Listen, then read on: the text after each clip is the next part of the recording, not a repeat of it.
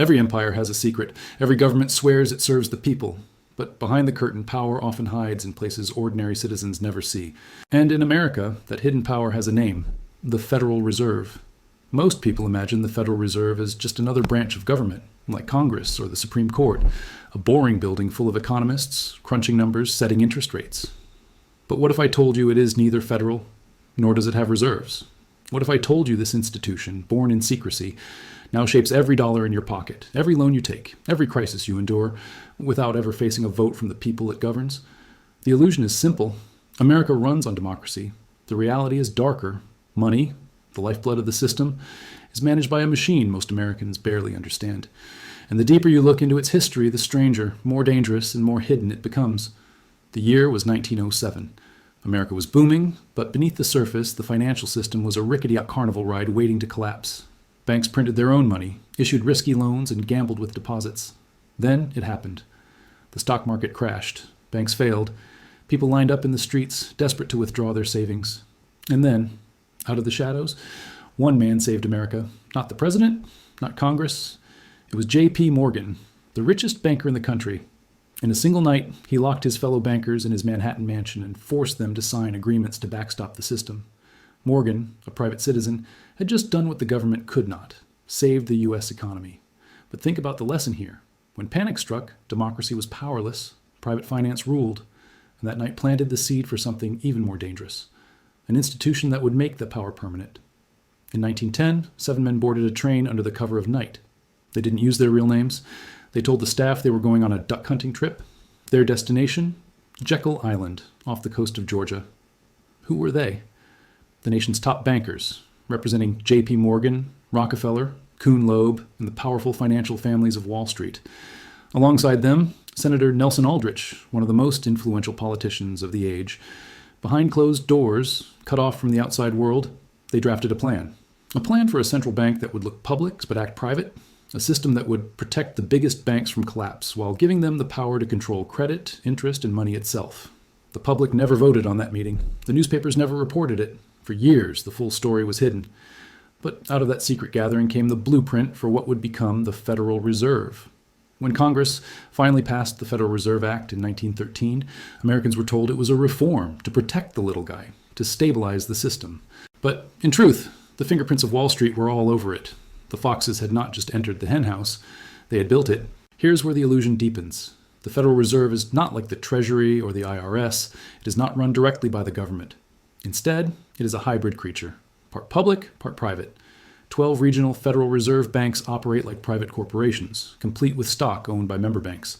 That's right, private banks literally own pieces of the system that controls America's money. The Board of Governors in Washington is appointed by the president. But the real power, the Federal Open Market Committee, which sets interest rates and controls money supply, is a mix of political appointees and private bankers. In practice, this means unelected men and women, many with deep ties to Wall Street, decide whether your mortgage goes up, whether unemployment rises, whether your savings hold value. They can trigger recessions, inflate bubbles, and rescue banks with a keystroke. And all of it happens behind closed doors. No votes, no debates. Just decisions that ripple across every household in America. Follow the money, and you'll see the Federal Reserve's true power. When America entered World War I, it was the Fed that enabled massive borrowing, flooding the system with money to finance the war machine. When the Great Depression hit, it was Fed policies, tightening credit when people were already starving for relief, that deepened the collapse. But the most striking example came in World War II. The government needed oceans of money to fight Hitler in Japan. The Fed obliged, locking interest rates low, printing money, and underwriting a war that cost more than every previous American war combined. By the time the war ended, the United States wasn't just victorious. It was the global financial superpower. And the Federal Reserve, once an obscure experiment, had become the beating heart of the empire. In 1944, at Bretton Woods, the world made a fateful decision. The US dollar would become the world's reserve currency, backed by gold. Other nations pegged their money to the dollar, trusting America's promise. But promises are fragile. By the 1960s, America was printing far more dollars than it had gold to back. Wars, welfare, and spending eroded the trust. Foreign governments began demanding gold in exchange for paper. And in 1971, President Nixon slammed the door. The dollar was no longer tied to gold. In that moment, the Federal Reserve's role changed forever. The dollar wasn't backed by metal. It was backed by force, by faith, and by the Fed's ability to control supply. The currency of the world was now a fiat system, money from nothing. This gave Washington extraordinary power. Sanctions, debt issuance, the ability to export inflation abroad while keeping control at home. But it also gave the Fed an impossible burden. Manage not just America's money, but the world's. Since then, every crisis has been a test of the Fed's power. In 1987, when markets crashed, the Fed pumped liquidity and restored confidence. In 2008, when reckless banks imploded, the Fed didn't punish them, it bailed them out. Trillions were conjured into existence to rescue Wall Street, while millions of Americans lost homes and jobs. In 2020, as COVID froze the economy, the Fed printed more money in months than in its first 100 years combined. Asset prices soared, billionaires got richer, ordinary workers watched inflation eat their paychecks. Again and again, the same pattern. Crises are opportunities, but the opportunities always flow upward. The risks belong to you. The rewards belong to them. The question is not whether the Federal Reserve is powerful. It is. The question is who benefits from that power. Some say the Fed is controlled by Wall Street. Others say it dances to Washington's tune. The truth is more subtle and more unsettling. It serves the system itself, a system built to protect credit, debt, and the supremacy of the dollar above all else. If that means rescuing banks, it will. If that means sacrificing the middle class to tame inflation, it will. If that means printing trillions and eroding the value of your savings, it will. The Fed does not answer to you. It answers to stability, as defined by the financial elite who live off the system it maintains.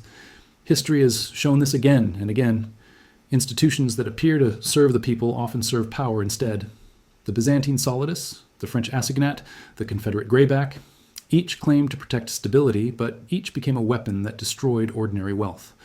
The Federal Reserve is the modern version of that story, an institution born in secrecy, wrapped in illusions, controlling the lifeblood of the economy without ever asking permission.